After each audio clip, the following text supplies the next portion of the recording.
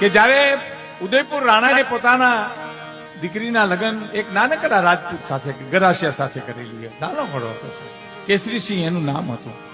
અને કેસરીસિંહ પરણવા આવ્યા ત્યારે ઘણો દાયજો કર્યો. આપણે ત્યાં દીકરીને દાયજો જેટલું દેવાય એટલું દેવાની વાત આપણે ત્યાં કરી છે. અને એને અમે એમ પણ કીધું છે કે સાસુ એક વિચારે કે દીકરાની વહુ પરણીને આવી છે તો શું શું લઈ આવી એના કરતા શું શું મૂકીને આવી છે એ વિચારવાની જરૂર છે. કેટલું લાવી છે એના કરતા કેટલું મૂકીને આવી છે. અહીં તો ઉદયપુર સ્ટેટ એટલે ઘણો દાયજો કર્યો અને લાડે કોડે દીકરીને વિદાય કરી.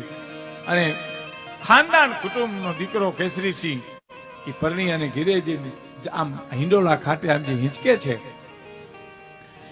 એમાં તરસ લાગી એટલે કીધું કે ઠકરાણા પાણી પીવું છે. અને એને દાસીને બોલાવી. દાસી દાસી સાંભળી નહીં. બીજી વાર કીધું દાસી તને કહું છું, એ સાંભળી નહીં.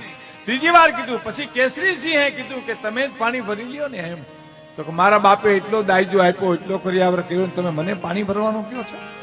આ તમે મારું અપમાન નહીં, મારા પિતાનું અપમાન કરો છો એમ. એ હિંડોળા ખાતેથી ઉતરી ગયા. ત્યાં દાસી આવી કીધું બોલો બાસુ? તો કે વેલણું તૈયાર કરો, અહીંયા આપણે નથી રહેવું, અહીંયા ન રહી શકીએ.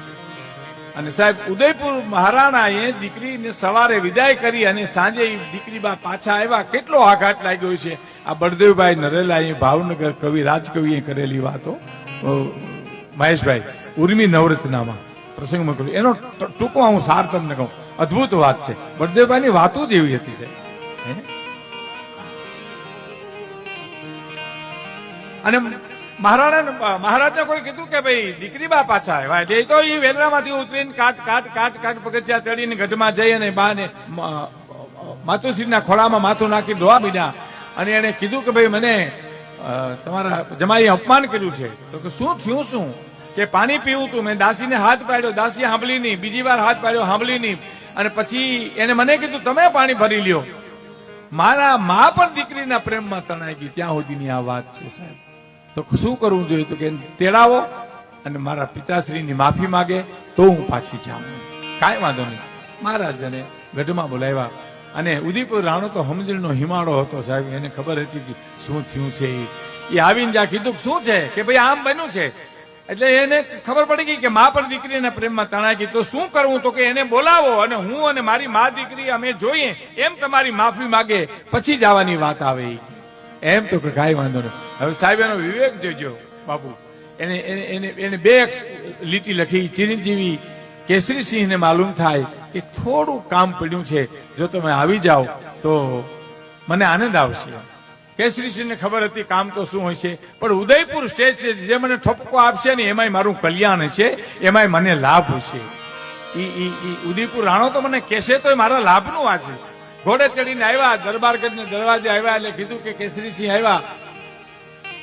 ખુદ મહારાજે હરિકતી કે મારો બાપ આવ્યો, મારો વિહામો આવ્યો, કેસરીસિંહ આવ્યો, મારો ભાઈ આવ્યો. ઓહો વાલનો દરિયો છલકાઈ ગયો. બસમાં લઈને મળ્યા અને લઈને આવ્યા. એક દી એક રાત, બીજો દી બીજી રાત, ત્રીજો દી ત્રીજી રાત. ક્યાંય ઠપકા જેવું આવે નહીં. સરાભરામાં પરણવા આવ્યો તો એના કરતા વધારે માન સન્માન આપ્યું.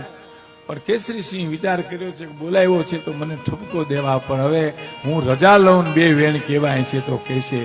એટલે બે માં દીકરી આમ જરૂર કે આવી ગયા છે. અને કેસરીસિંહ એમ કે છે કે બાપુ હવે મારે રજા લેવી છે, હવે હું જાઉં. પણ કે રોકાવ તો મજા આવે છે, મને આનંદ આવે. તો ના બાપુ આ તો અમે તો નાના માણસ, તમારો સંદેશો આવે એટલે મારે આવવું જોઈએ, પણ અમારે તો કામ ચડી ગયા હોય બાપુ. તો જવું જ છે તમારે? તો હા. મા દીકરી જોવે છે શું ઠપકો આપે છે કે જવું છે કેસરીસિંહ તમારે? તો કે હા.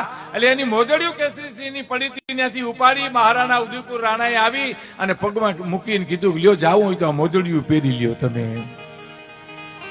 એ મોજડીઓ પહેરી લ્યો એમ કીધું તો મા દીકરીને એમ થયું ઓહો. પણ કેસરીસિંહ કીધું બાપુ તમે મારી મોજડી ઉપાડી? તો કે કેસરીસિંહ કૈનાનદાન દેતી વખતે અંગૂઠો ધોઈને પીધો, પછી મોજડી ઉપાડવામાં મને શું વાંધો છે? અને આટલી જ વાત હતી દીકરીને માટે સાહેબ કે મારો બાપ જેની મોજડી ઉપાડે એને હું પાણી નો ભરી દઉં એમ. એટલો અહંકાર મને કર્યાવરનો, દાઈજાનો, સંપત્તિ વગેરેનો. અને પછી રોઈ પડ્યા છે દીકરી બા. અને માને કીધું છે કે હું મારા પિતાશ્રીને નહીં મળી શકું, પણ મારા પિતાશ્રીને કહેજો કે દીકરી બા હવે જિંદગી ભર ખોલિયામાંથી જીવ જાહે પણ ઉદયપુરની કોઈ દી આબરૂ